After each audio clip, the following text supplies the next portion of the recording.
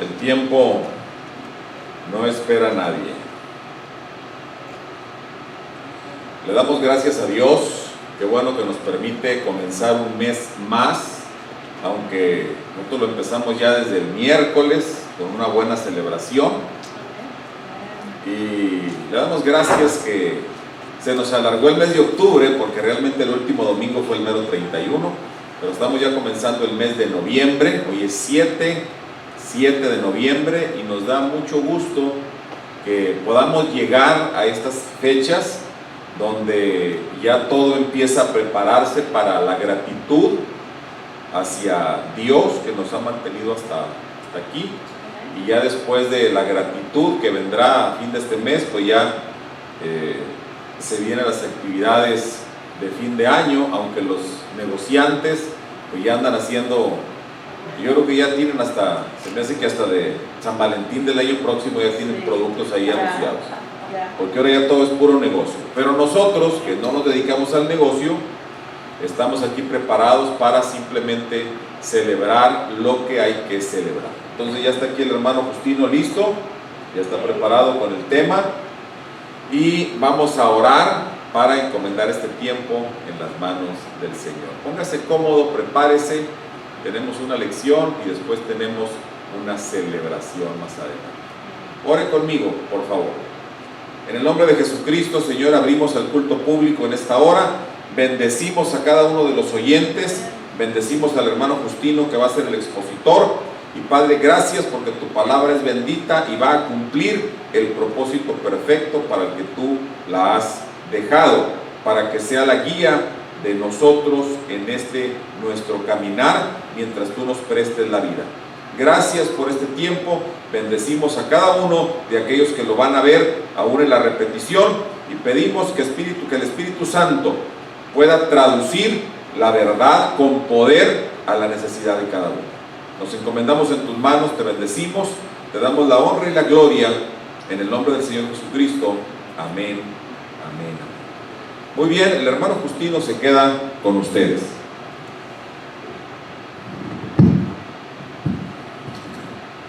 Muy bien, buenos días mis hermanos. Vamos en este día a ver un tema trascendental: confianza en tiempos de incertidumbre. Es el número 4 de nuestro libro, la página es la 92.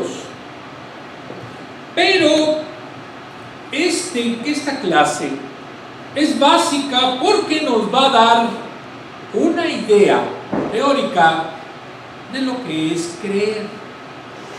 ¿Por qué creemos? ¿Qué es lo que creemos? ¿Cómo creemos? Y vamos a hacer una diferencia con lo que es un mito. ¿Ok? Muy bien. Idea central: confía en Dios aunque no tengas todas las respuestas. Filosóficamente, Él es la causa última, la respuesta última de todas nuestras preguntas. Aplicación para la vida. Más de una vez nos hemos detenido en un cruce de caminos porque no sabemos qué camino tomar. Podemos haber pedido consejos, sopesado las alternativas, evaluado el costo y analizado nuestra motivación. Pero podemos seguir sin saber por dónde, y las dudas permanecen. Cuando me encuentro en una encrucijada sin saber qué decisión tomar, el problema no radica exactamente en lo difícil de la situación que enfrento, sino en que yo tiendo a olvidar dos factores que me ayudarían a resolver la incertidumbre y a andar con mayor seguridad. En primer lugar, olvido que el Señor me exhorta a que no me afane por el día de mañana, porque el día de mañana traerá su afán. Mateo 6:34. En una palabra, no hay que ser tan preocupón. ¿Ok? Para traducirlo, tiendo a querer organizarlo todo de principio a fin, pero es imposible porque somos humanos y finitos. En segundo lugar, olvido que el Señor me dice: encomienda a Jehová tu camino y confía en Él, y Él hará. Salmo 37:5. El Señor espera que nosotros lo busquemos y confiemos en Él. Es capaz de guiarnos, no solo cuando estamos en un camino muy oscuro, sino todos los días de nuestra vida. Confiamos en Él plenamente. ¿Ya vieron? No lo confían, nadie dijo amén. ¡Qué bárbaros! Pero eso demuestra lo que es la falta de fe, el que no creemos. Cuando no creemos en Dios, simple y llanamente somos peletas. Y creamos mitos y creamos diosesitos y desviamos nuestra atención de lo que es la verdadera creencia, que es confiar y tener fe en Dios.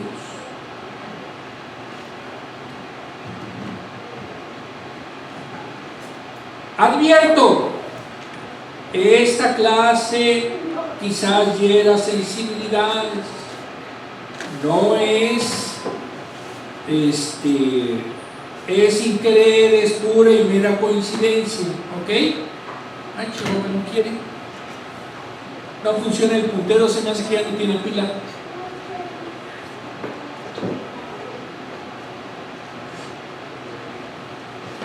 No funciona. A ver, creo que ya no tiene pila o se la quitaron. Bueno, muy bien, pero lo podemos hacer manualmente.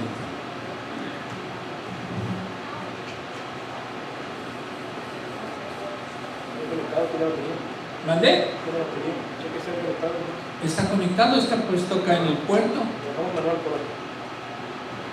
Déjame ver. ¿Sí está conectado en el puerto?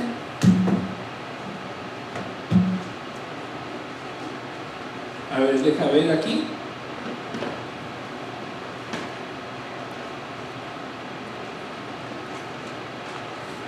Si no jala, ni modo. No jala. Ni modo, lo vamos a tener que hacer manualmente. No funciona el puntero. Entonces tendremos que utilizar nuestro dedito y ponerle enter para que cambie la imagen. Perdón, llega a suceder. Pero como todo, aquí tenemos siempre un responsable de todo, que en este caso es Ricardo. Entonces no hay problema. Si en toda la sociedad debe de haber alguien a quien echarle la culpa, entonces con nosotros es Ricardo. Bueno, muy bien. Génesis 15 del 1 al 5. Después de esto, la palabra del Señor vino a Abraham en una visión. No temas, Abraham. Yo soy tu escudo y muy grande será tu recompensa. Pero Abraham le respondió: Señor y Dios, ¿para qué vas a darme algo si aún sigo sin tener hijos? Y el heredero de mis bienes será Eliezer de Damasco.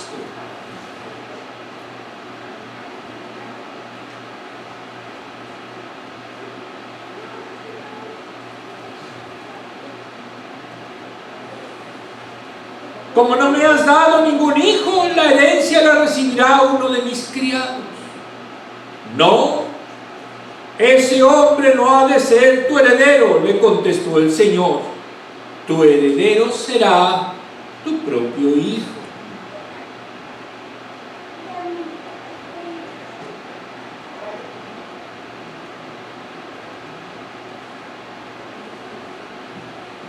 Luego el Señor lo llevó afuera y le dijo: mira hacia el cielo y cuenta las estrellas, a ver si puedes. Así de numerosa será tu descendencia.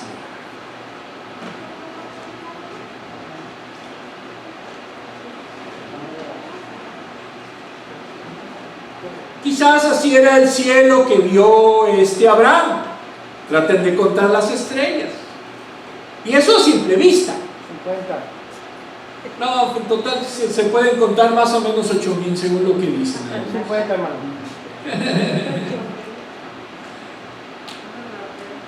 Bueno, muy bien. Ahora sí entramos a la parte más dura. Quiero que su mente esté abierta, por favor. Necesito que se concentre. Sí, ya sé que es difícil, pero bueno, traten.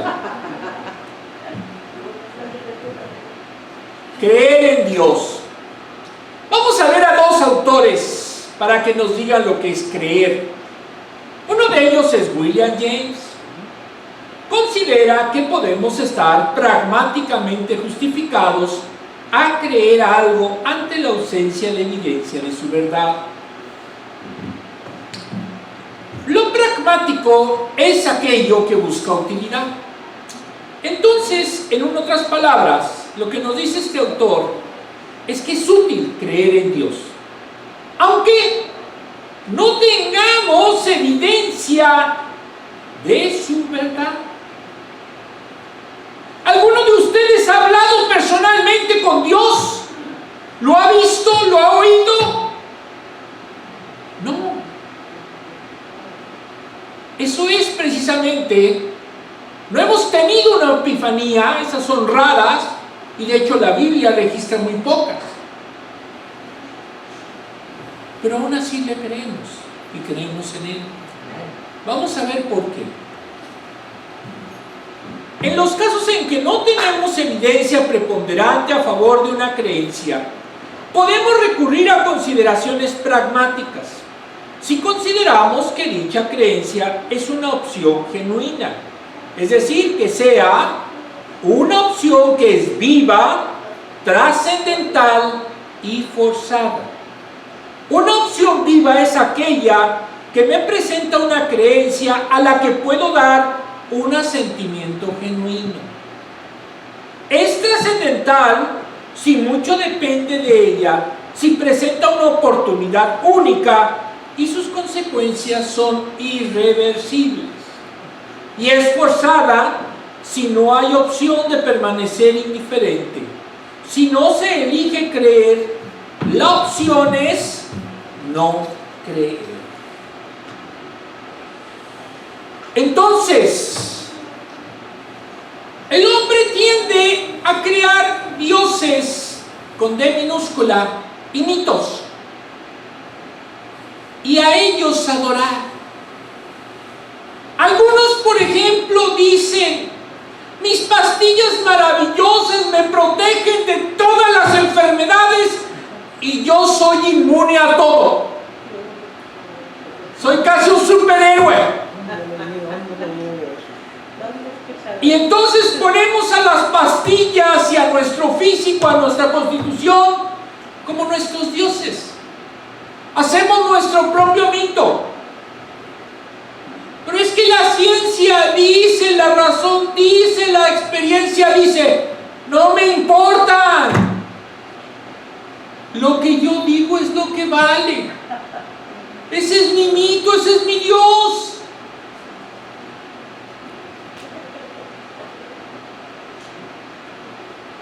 Parece que es inverosímil, pero si vieran tantos dioses y mitos que hay, después vamos a ver algunos. Ya espántense.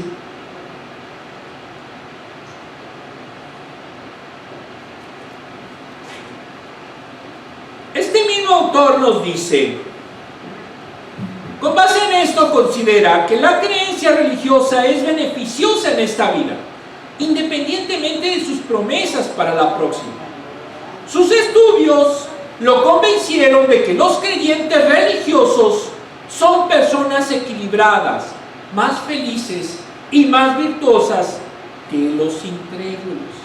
Independientemente de la verdad de la religión es beneficiosa y por lo tanto pragmáticamente justificada. En muchos países donde no hay Dios, donde el ateísmo está creciendo, ¿qué creen que empieza a ser la enfermedad favorita de esa sociedad? El suicidio. Porque no le encuentran sentido ¿Para qué seguir? Esta vida ya no me ofrece nada nuevo. Y terminan por destruirse. Cuando se dan cuenta de que sus dioses no existen, que sus mitos no existen, entonces se autodestruyen. Es un fin natural de una sociedad sin religión.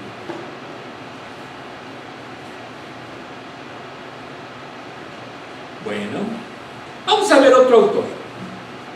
En otro punto de vista, Plantinga, siguiendo a Calvino, considera que dentro de la mente humana existe un sentido de divinidad que nunca puede borrarse.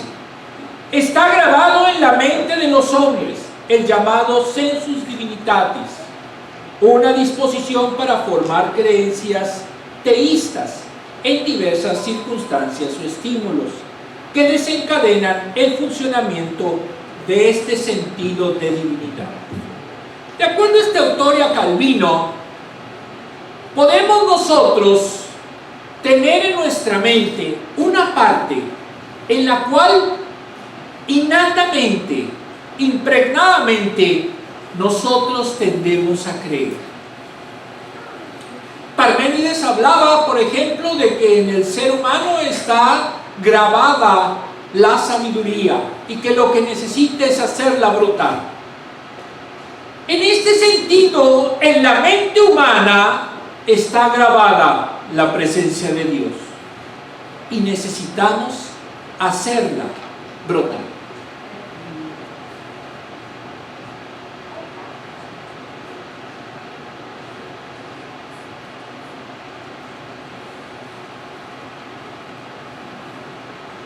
Dios existe, surge espontáneamente en mí cuando estoy en circunstancias apropiadas, como momentos de culpa, gratitud o admiración ante la naturaleza, como resultado del funcionamiento de ese sentido de divinidad. Entonces, creer en Dios no es arbitrario, está fundamentada en las circunstancias apropiadas y por lo tanto es propiamente básica. Entonces, es justificado que crea que Dios existe. Una creencia está garantizada para una persona en el caso de que sus facultades cognitivas estén, al formar esa creencia, funcionando en un entorno apropiado como Dios lo diseñó. Cuanto más firme sea su creencia, mayor es la garantía que tiene para él. Y si él la cree con suficiente firmeza, se puede dar el conocimiento. La diferencia entre creencia y fanatismo es bien sencilla. El fanatismo no se razona. El fanatismo no debate. El fanatismo no critica. Solo obedece. Solo simple y llanamente sigue lo que él o un Dios pequeño le dice. Por ejemplo, los antivacunas. No me quiero vacunar porque mi Dios me dice que no lo haga. Pues Dios no dice eso. No, pero el mío sí. Porque yo creo que es mejor la pastillita que me tomo y que me da toda la protección que yo necesito porque mi Dios así me lo dijo. Pero 95% de los casos de hospitalizaciones graves y la mayoría de los muertos son no vacunados. Mi Dios dice que no haga caso a cifras, porque lo importante es lo que Dios me dice a mí nada más. Y me dice que no le haga caso a eso, que yo voy a estar bien y soy inmune. ¿Y qué pasa entonces? Simplemente cuando llega la enfermedad, ¡ay, Dios, me has abandonado! ¿Dónde está mi Dios pequeñito que me dijo que no me iba a pasar nada? ¿Qué pasa? Entonces ahí vemos y probamos que eso era un mito. No es racional. Dios cree y es una creencia racional, no irracional. ¿Cuál es el elemento objetivo que nosotros tenemos para decir que Dios da certeza en relación a su palabra? La Biblia. Ahí vemos lo que hace Dios y lo que puede hacer Dios. No es lo que nosotros creemos, no es lo que a nosotros se nos antoja que a eso es lo que debemos de hacer, sino que Dios nos dice qué camino debemos de tomar. Si no lo tomamos, no le echemos la culpa a Dios. Muchos han dicho, el médico me dio un tratamiento, pero como yo creo a mi Dios pequeño, yo no lo voy a obedecer. ¿Para qué?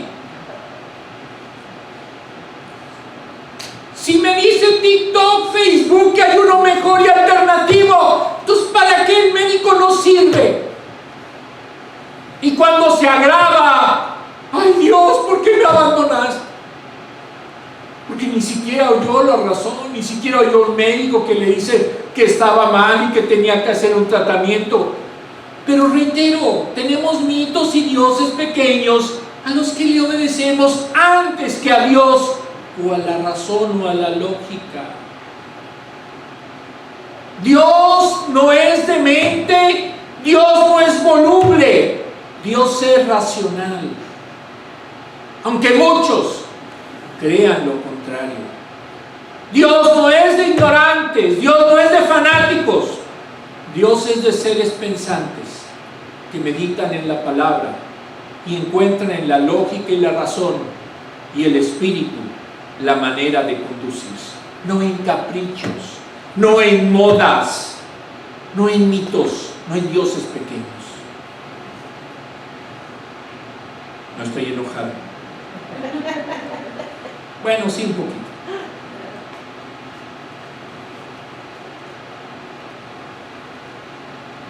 Versículos del 1 al 21. Ratificación del pacto. Versículo 1. Visiones. Eran un medio usado por Dios para comunicarse con los hombres. Las demás visiones fueron dadas a los profetas, primordialmente a los profetas escritores y a Balaam. A menudo llevaban oráculos proféticos que eran presentados al pueblo. Pudieran haber sido experimentadas en sueños, pero no eran sueños. Pueden ser visuales como auditivas, por marcos naturales o sobrenaturales, y el individuo puede ser observador o participante. Aquí, para los que quieran saber qué es una visión, por ejemplo, vean el libro de Apocalipsis. La mayoría de lo que es el libro habla de visiones, en las cuales incluso, en este caso Juan, participó dentro de lo que era esa visión. Entonces, esto es lo que entraña la visión para la Biblia y en especial para el Antiguo Testamento. Aquí, en este caso, Abraham tuvo una visión. No sabemos si fue audible o si fue visual. Escudo y soberano, se refiere a Dios porque Él es quien lo protege. Deuteronomio 33, 29, segunda de Samuel 22, 3. La mayor riqueza de Abraham era su fe en Dios. Deuteronomio 10, 9. Nuestra mayor riqueza será Dios, la fe en Dios. Ya nadie más dijo uno amén, qué bárbaro. No, que a Dios hay que ponerlo antes que todas las cosas. Espera. Versículos 2, 3. Herencia por un siervo. Si no tenía hijos varones, las mujeres no valían en la antigüedad. Eso es lo que dice aquí, yo no lo dije. Pero para la hija o para tener la sucesión, ¿qué pasó? ¿Ya? Para tener la sucesión necesitaban que fueran varones. Eran machistas, sí, eran machistas. Entonces, si en este caso Abraham no tenía hijos, creo que tampoco hijas, pues entonces no podía heredar a nadie. Y tenía que hacerlo a un esclavo, o a un siervo, a un trabajador. Implicaba la transferencia de su fortuna a una persona y su descendencia. Primero, que antes era siervo o esclavo. 2, que no era miembro de la familia. Era frustrante para quien no tuviera hijos como Abraham, como pasó con Eliezer de Damasco, sin aparecer que hubiese sido adoptado, o sería el último curso de acción que adoptaría. Este Eliezer pudo ser el criado más antiguo mencionado en 12:5, Génesis 12:5, o un esclavo adquirido cuando salió de Harán hacia el sur. Documentos de Kiruk demuestran que un hombre sin hijos podría adoptar a uno de sus esclavos para que fuese heredero.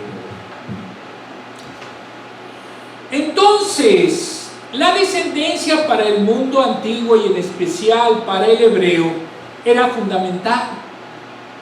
Si no había descendencia, entonces tenía que buscar a un esclavo o a un siervo para dejarle a él su casa, todo su patrimonio.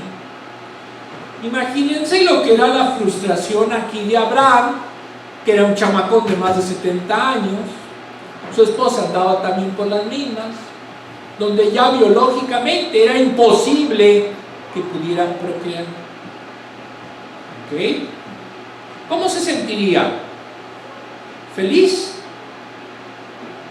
Triste, porque sabía de que no continuaría su nombre, porque a fin de cuentas él ya no pudo o no se le dio el beneficio de que tuviera descendencia.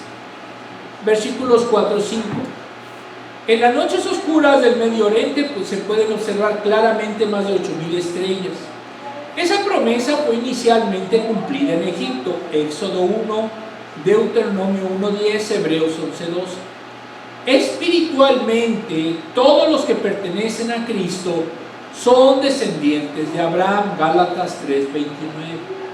Aproximadamente hay 15 millones de israelitas en el mundo y 2.400 millones de cristianos. McDonald dice que Sarai ya no estaba en condiciones de procrear y las estrellas simbolizan algo humanamente imposible de contar.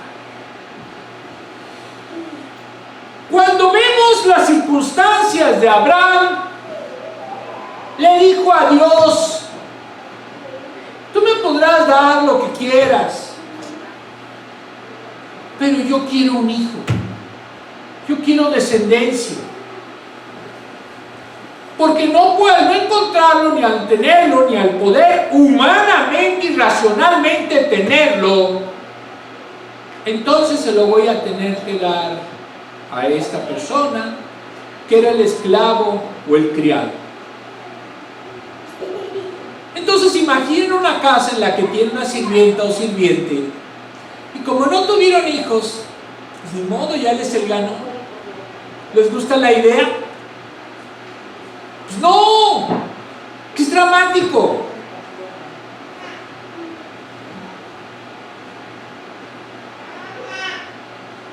Muy bien. Vamos a ver el desglose.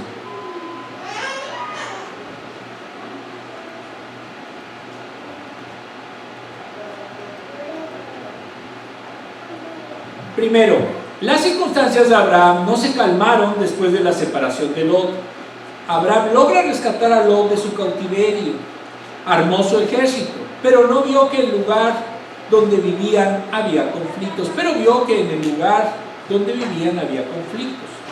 ¿Los querían los cananeos y los demás pueblos? ¡No! Eran extranjeros y querían en su momento quitarle las tierras y no eran bien vistos. Abraham aprendió que hay momentos dichosos y provechosos, pero también incertidumbre y dolor, Eclesiastés 2:23. En este caso, no poder tener descendencia. Dios volvió a aparecerse a Abraham. Él sabe que lo que hay en nuestro corazón, Él sabe lo que hay en nuestro corazón. Proverbios 15:11. Inclusive también Jesucristo. Juan 2:25. ¿Podemos engañar a Dios? ¿Podemos ocultarle lo que sentimos? No. Dios lo sabe todo, es omnisciente. Y lo mismo pasa con Jesucristo. Dios le dijo que no temiera, que Él era su escudo. Nos protege de la adversidad y nos promete una gran recompensa.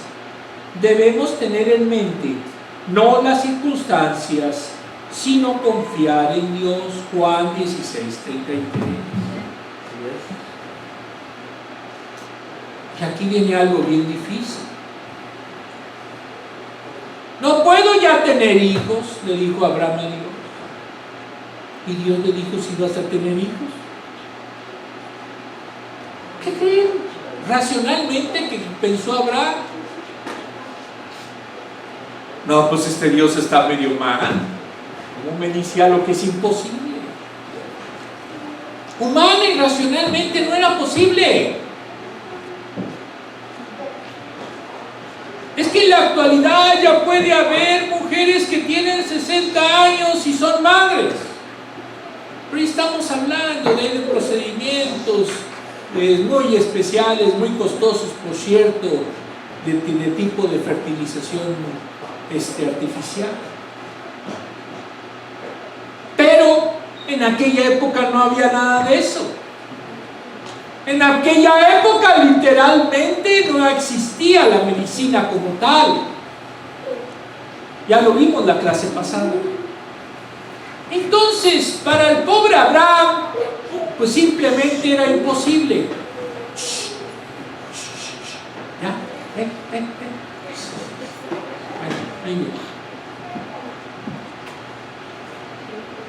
Ay, los niños son tan simpáticos, ¿verdad?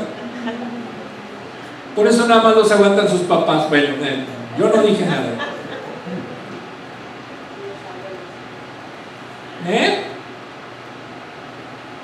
¿Qué? Ya se quedaron todos callados, qué bueno. ¿Qué temes respecto a tus planes futuros?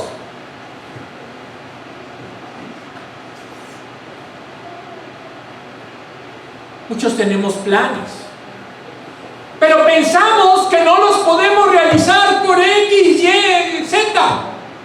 Siempre estamos pensando en los obstáculos. Mañana voy a leer tal libro. Y llega mañana, todavía no es el mañana.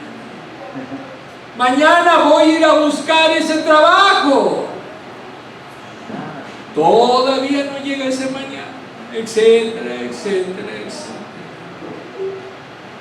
Entonces, lo primero es que muchos ni siquiera tienen planes. Ahí la llevo. Ay, ¿cómo voy a estudiar? Ay, ¿para qué hacer tareas? Ay, ¿para qué ir a la escuela? Eso hace daño. Entonces estamos teniendo menos posibilidades de realmente cumplir nuestros sueños. ¿Por qué los seres humanos son tan incrédulos? No es tanto que sean tan incrédulos. Lo que pasa es que muchas veces creen en lo que no deben. Es mejor un remedio alternativo que la medicina alópata. Pero hasta los medicinas